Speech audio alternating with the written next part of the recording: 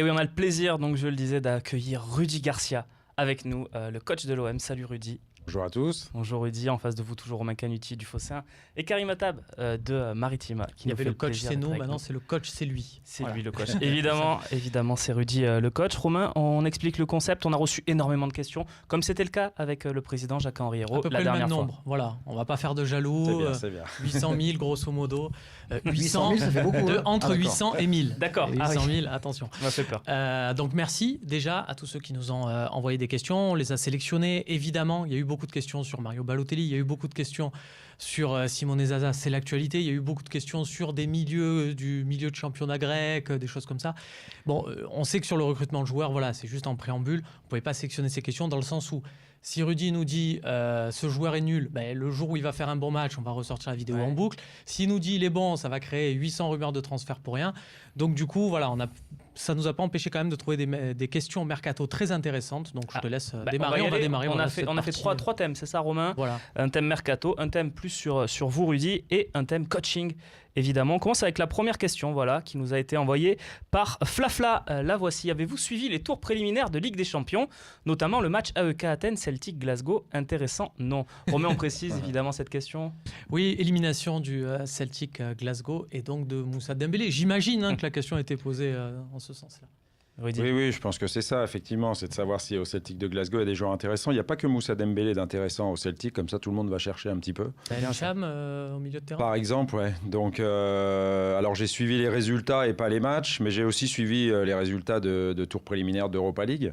En Ligue des Champions, il y a quelques surprises aussi. Le Feyenoord qui a pris 4-0 à l'aller, le Zénith qui a pris 4-0 à l'aller. Donc voilà, il y a toujours des équipes à suivre et des joueurs à suivre, bien évidemment. Messieurs, est-ce que vous êtes satisfait de la question? Vous voulez rebondir, Karim, peut-être? Ça permet aussi de voir un adversaire potentiel en Europa League. Ouais, ça c'est un petit peu plus compliqué, mais parce que c'est encore vaste, mais oui aussi, pourquoi pas. Ouais. Et quand on parle de tour préliminaire, c'est bien de ne pas disputer de tour préliminaire. Franchement, c'est bien, ça nous permet d'avoir fait une préparation plus longue.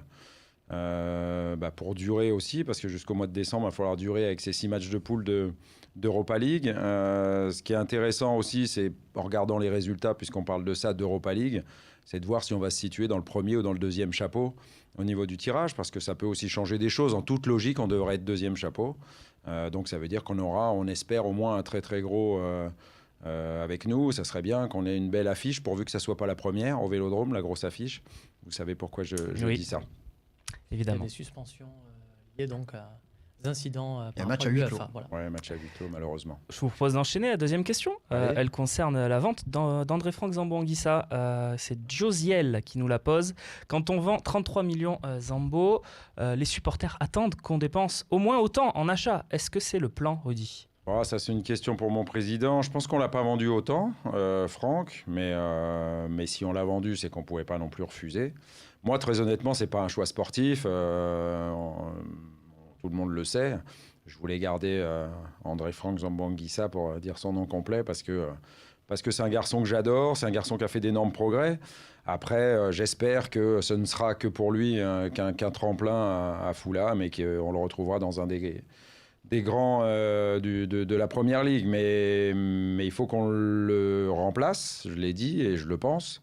Et après, au niveau achat, on a peut-être d'autres choses à faire. Donc, au niveau économique, il n'y a que le président qui peut dire si effectivement on peut tout réinvestir ou pas. Honnêtement, je ne le pense pas, ne serait-ce que parce qu'il faut respecter des règles du fair play financier de l'UEFA.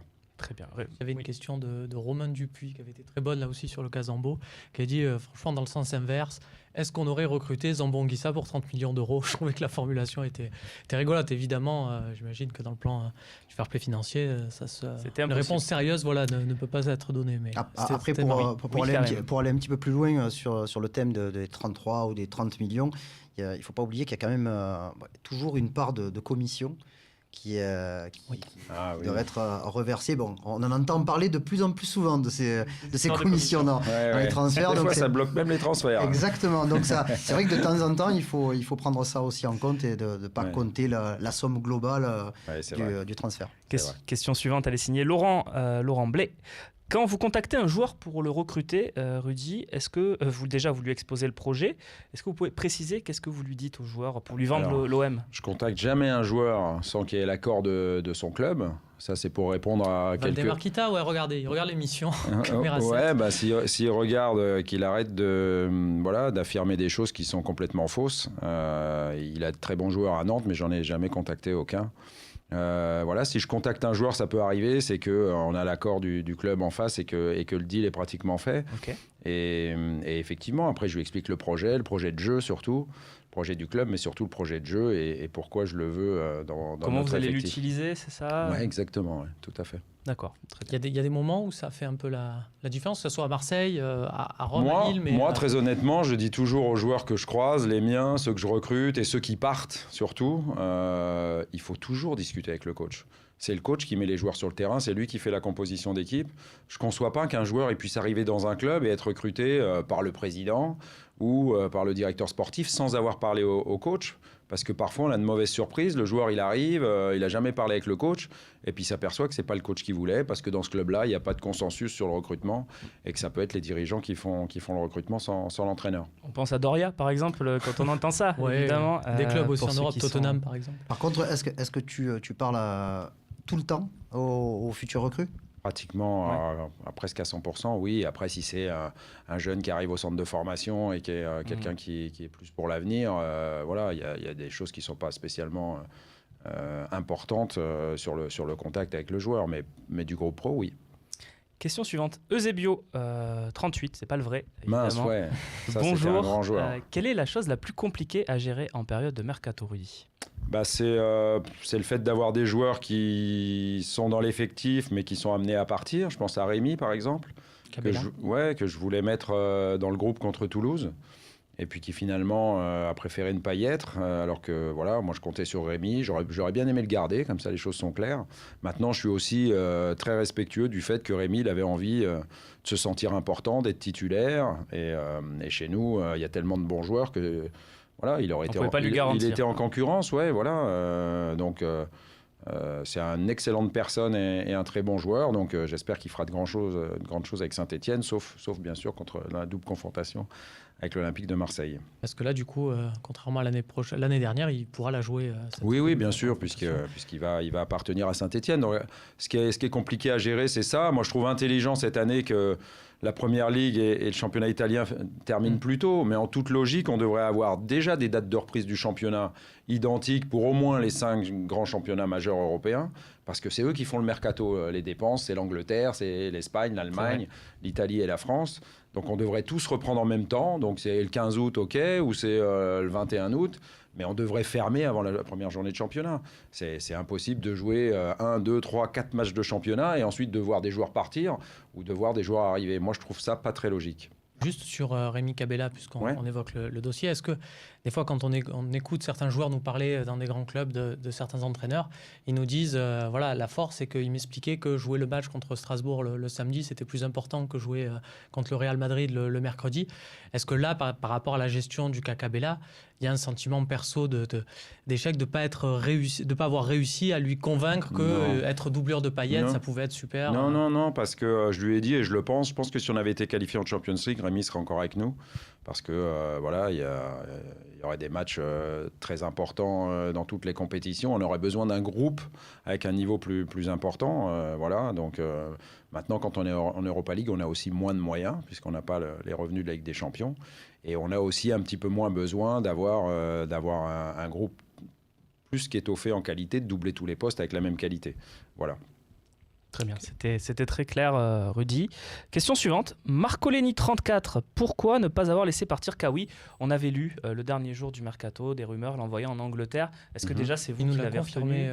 On nous l'a confirmé contre Toulouse que ça aurait pu se faire. Le cas Kawi. Saïf, quand je suis arrivé ici à l'Olympique de Marseille, je l'ai découvert. J'ai découvert un joueur pétri de talent. Alors il a besoin encore de beaucoup progresser, notamment au niveau mental, au niveau de l'intensité qu'il peut mettre dans les entraînements. Au niveau de l'utilisation de ses qualités, je pense qu'il les utilise pas encore suffisamment bien. Puis il y avait trop de concurrence la saison dernière. Donc ce qu'on voulait, c'est qu'il joue. Et il a joué, il a très bien joué à 3, au moins la première partie de saison.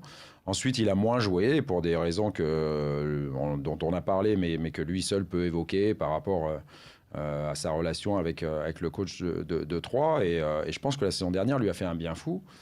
Donc voilà, on n'est pas très riche en effectifs. Ce matin, j'avais 21 joueurs de champ pour l'entraînement. On a fait une opposition au Stade Vélodrome et 21 joueurs de champ, ça fait 2 équipes de 10 et un seul remplaçant. Et pour l'instant, on n'a que Rolando de blessé. Et malheureusement, je pense qu'il ne se reproduira pas comme la saison dernière, une saison où jusqu'au mois d'avril, pendant 8 mois, on est complètement épargné par les blessures. Donc je pense qu'on est trop court en quantité et je pense que Saïf, s'il reste, parce qu'il est encore possible qu'il parte, mais moi je souhaite le garder encore plus avec le départ de Rémi Cabella, Saïf aura lui aussi, s'il le mérite et s'il travaille comme je le pense, sa place dans la rotation. Très bien. Oui, Karim.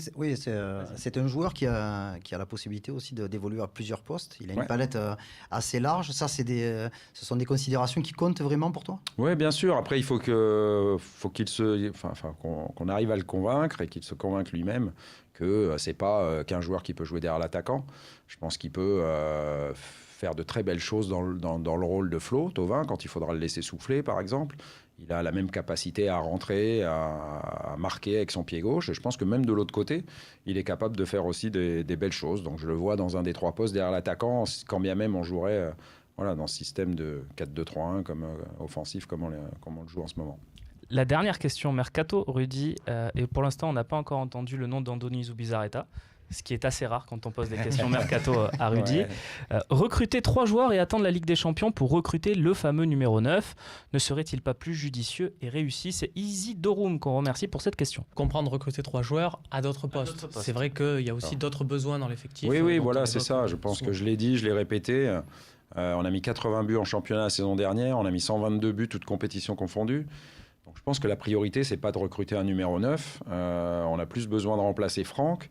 On a besoin certainement de mettre de la concurrence à Jordan Amavi sur le poste de latéral gauche, quand bien même Hiroki Sakai a fait de grandes choses à gauche la saison dernière, quand bien même Thomas Oubokan est pour moi pratiquement un spécialiste de ce poste-là avec des caractéristiques bien différentes de Jordan. Mais il est beaucoup plus... sélection. Ouais, il joue arrière-gauche en sélection de Slovaquie et il est très très bon sur le plan défensif. Et puis il y a le petit Christopher Roquia qui a fait une très très bonne préparation.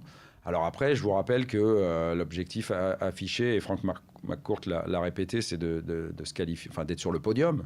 Donc la vraie question, c'est de savoir si on aura le temps de développer Christopher toute la saison avec cet objectif-là, ou s'il vaudrait mieux le prêter pour qu'il joue et qu'il s'aguerrisse un peu à la manière d'un Saïf Kawi. Voilà, sur ce côté de recrutement, il y avait une autre question qui, un peu dans le sens, en disant... est-ce que vous préférez que Franck McCourt dise on fait signer Sama Sekou, Nicolas Pepe, je crois, et c'était Ben Yedder, c'est des noms comme ça. Il disait voilà, il y a ces 3 joueurs, l'objectif. Ils ont un bon avis, les internautes. C'est bien, c'est des noms intéressants. Ouais. Mais voilà, il y a ces 3 joueurs qui signent, mais il faut viser le titre. Est-ce que vous êtes un entraîneur à dire ok, on fonce, on le fait, ou à dire attention, ça ne veut pas dire. Si déjà, alors il y a plusieurs choses. Je pense que si on fait 77 points, ce qu'on a fait la saison dernière, on sera sur le podium. Mais ça va être très dur de faire 77 points, comme ça sera difficile, à mon avis, pour Monaco et Lyon de rééditer la saison qu'ils ont pu faire, parce que ça a été une saison assez exceptionnelle pour les 4 de devant, ou les 3 derrière le PSG. C'est quand même comme ça qu'il faut malheureusement présenter. Ça fait longtemps qu'on n'avait pas parlé de top 4. Ouais, exactement, c'est vrai. Donc ça, c'est plutôt bon pour le football français. Après, honnêtement, si le PSG joue au niveau de la qualité de ses joueurs, je pense qu'il n'y a malheureusement pas de concurrence. Mais le président l'a dit, on joue, l'actionnaire l'a dit, on joue toujours une compétition pour la gagner, mais on n'est pas les seuls. Je dirais presque les 20 clubs, normalement, de Ligue 1 doivent jouer pour ça. Mais chacun sait que normalement il est prédit pour son club ou de jouer le maintien ou de jouer les places européennes ou de jouer le podium. Donc on va tout faire pour faire mieux que la saison dernière, mais ça va pas être facile parce que je pense sincèrement qu'on a surperformé la saison dernière avec le groupe qu'on avait, non pas en qualité mais en quantité. C'est aussi pour ça qu'on est arrivé avec pas mal de blessés à la fin. Je pense qu'on était un peu trop court en nombre. Parfait. Juste une question par rapport à l'attaquant. Tu dis que c'est pas le dossier prioritaire. Non. Est-ce que le fait que Valère ou Mitro est quand même assez bien performé pendant les matchs de préparation, et surtout pour Mitro qu'il ait pu avoir une vraie préparation digne de ce nom, est-ce que ça aussi ça te fait dire que les besoins sont peut-être plus importants ailleurs? Oui, c'est aussi la saison dernière qui me fait dire ça, le nombre de buts marqués. Alors c'est vrai que Flotovin, il a mis 22 buts et 11 passes décisives en championnat. Mais Mitro, sur le rapport temps passé sur le terrain et nombre de buts marqués, je pense qu'en Europe, il n'y a pas mieux. Alors effectivement, j'espère qu'il sera moins blessé grâce à cette préparation complète où il a travaillé fort, il a fait beaucoup d'efforts et je pense qu'il n'était pas spécialement habitué à travailler fort comme ça et de par les clubs précédents où il est passé. Et donc il s'est beaucoup donné pendant la préparation, mais lui, comme je l'ai dit, il a bien performé la saison dernière quand il était sur le terrain. Et Valère aussi, parce que Valère, il avait démarré en trombe en Ligue Europa, il a fait une Ligue Europa exceptionnelle. Et après, oui, ce qu'il a pénalisé, Valère, c'était de commencer à marquer en championnat qu'au mois de décembre. Mais là, il a bien inversé la tendance, on va dire. Super, merci pour vos questions sur le mercato. Pour vos réponses sur le mercato, Rudy, c'était très clair en tout cas. Je sais pas. Non, mais il y a eu un propos qui m'a interpellé justement sur les blessures au mois d'avril la saison dernière. Je faisais partie de ceux qui disaient au mercato, tiens, il faudrait un renfort, un mercato d'hiver. Ah non, tiens, il faudrait un renfort. Finalement, il n'y en a pas eu. Et en voyant les victoires s'enchaîner en janvier, en février, je me dis, tiens, finalement, ça donne raison parce que des fois, tu intègres un élément et puis et pas content d'être pleinement titulaire ou autre.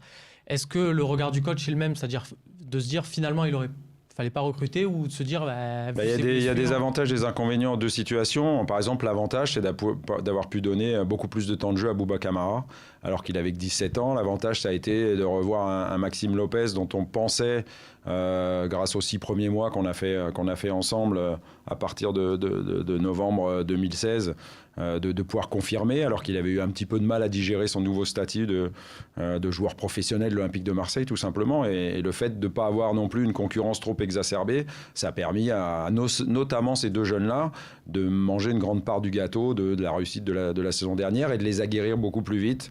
Voilà, on a encore vu avec Bouba sur son premier match de championnat, il a été très bon derrière. Je sais que le débat, ça sera est-ce qu'il sera très bon derrière ou est-ce qu'il sera très bon au milieu. Pourvu qu'il soit très bon partout, seul l'avenir nous dira si ça fera un très grand milieu de terrain ou un très grand défenseur. Moi, j'ai mon idée là-dessus.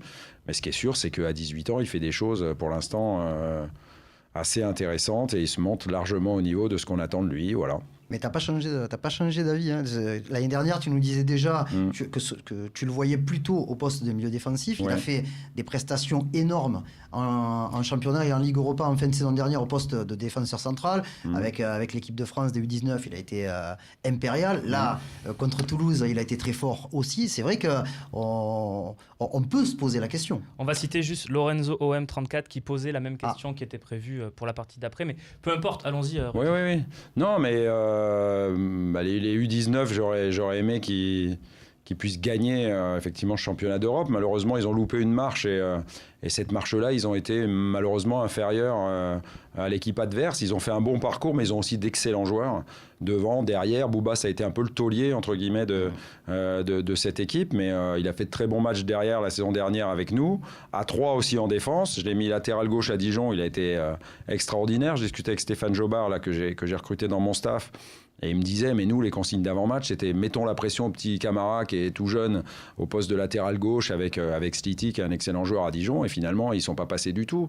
Je pense qu'il est polyvalent et à chaque fois qu'on l'a mis, pour l'instant, il s'est montré largement au niveau. Il a fait de très bons matchs aussi en milieu défensif, parce que c'est là où il a commencé avec nous en Ligue Europa la saison dernière. Donc voilà, au-delà de sa polyvalence, on verra s'il est utile de le fixer à un poste pour que il se développe. Mais le chemin est long pour Bouba encore. Ne l'encensez pas trop parce que le chemin est long, il y a encore beaucoup de travail. Je vous propose de passer à la deuxième partie de ces questions au coach de l'OM. On va s'intéresser un petit peu plus à vous, Rudy Garcia.